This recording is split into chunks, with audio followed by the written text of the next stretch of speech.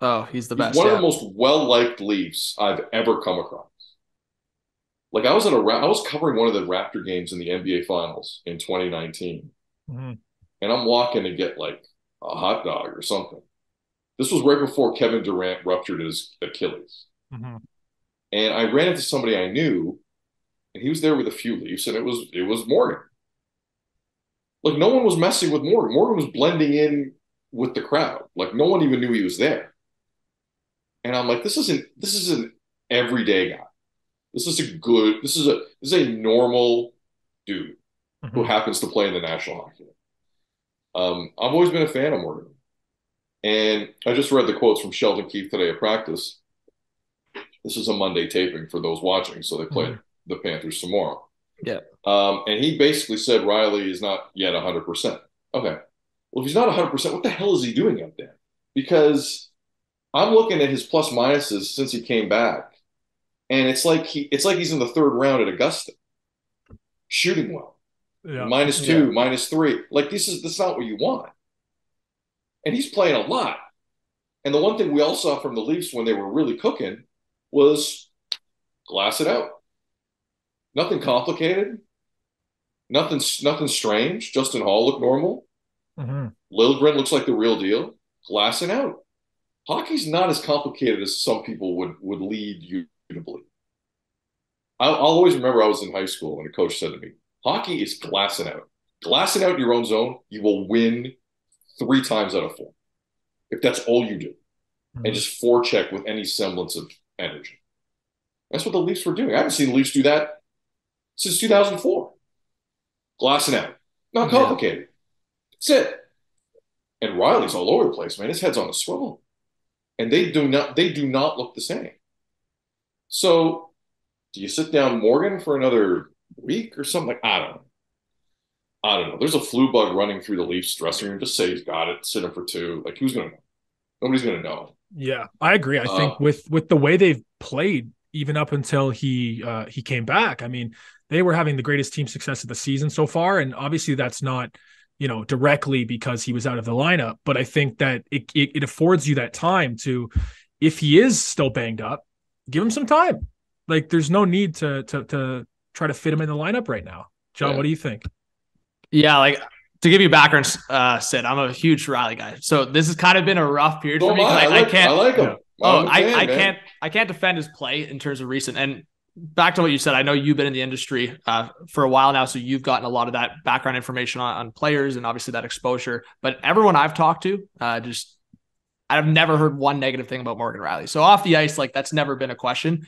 Mhm. So it's tough to see like such a good guy like that go through his struggles right now, and he's the longest tenured Leaf. So you want to see for a guy like that the success because he's been through it all. He's seen every shade of this team Yeah. possible. So yeah, it's tough to see. I also think Riley jumped in, whether he's 100% or not. I also think he jumped into a team the way they were playing, their style, it just doesn't fit him as well. But I was joking around with Lucas last episode. I was like, Hull and Riley must have some kind of feud because Hull, mess of a season, Riley's gone, unreal play, and then Riley comes back and Hull's a little questionable again. So I don't know on Well, that, but but you said something interesting there to me in that um, they don't look the same with him there. Well, here's the problem. He plays like 20, 21 minutes a night. yeah, So I went through his.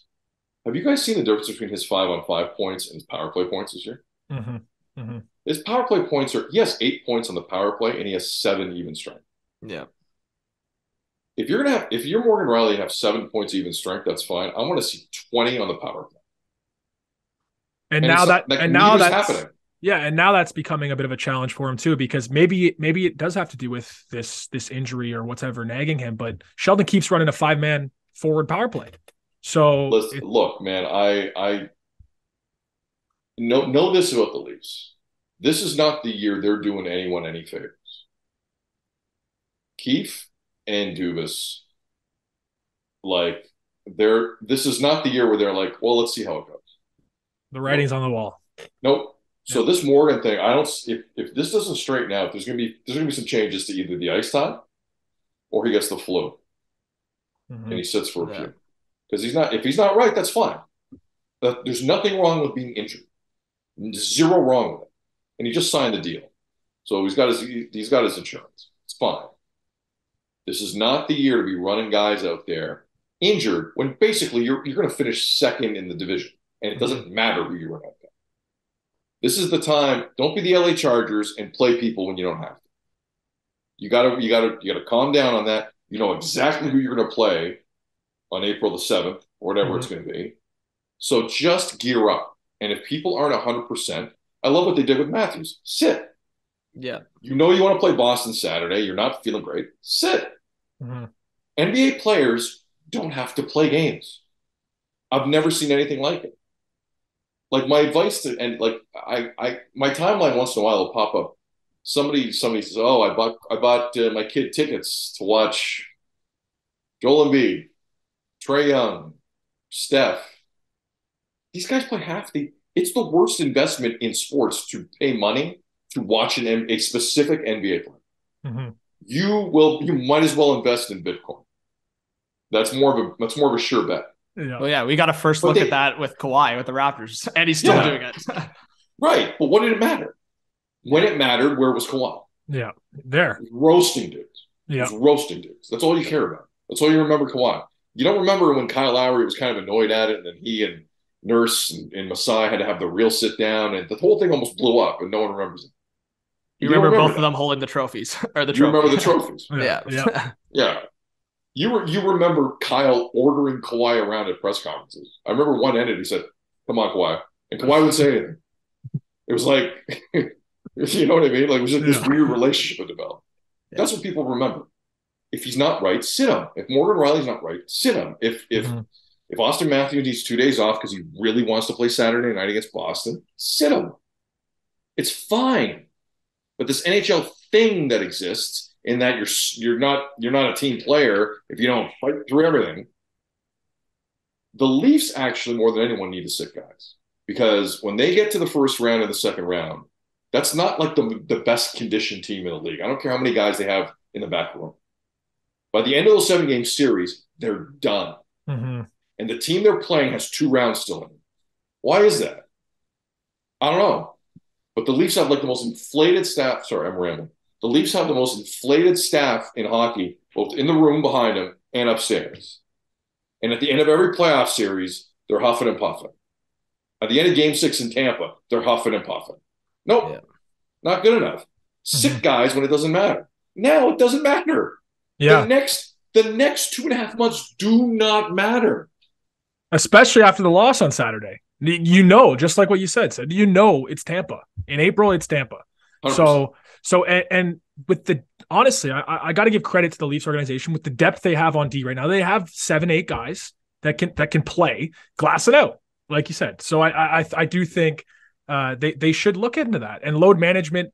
The term load management, maybe that is something that makes its way into hockey, and we break down these stereotypes of hockey players got to play all 82. I mean, maybe that's something that comes with the next generation. But yeah, some teams can. Yeah. You think it's a coincidence Kucherov misses that entire year?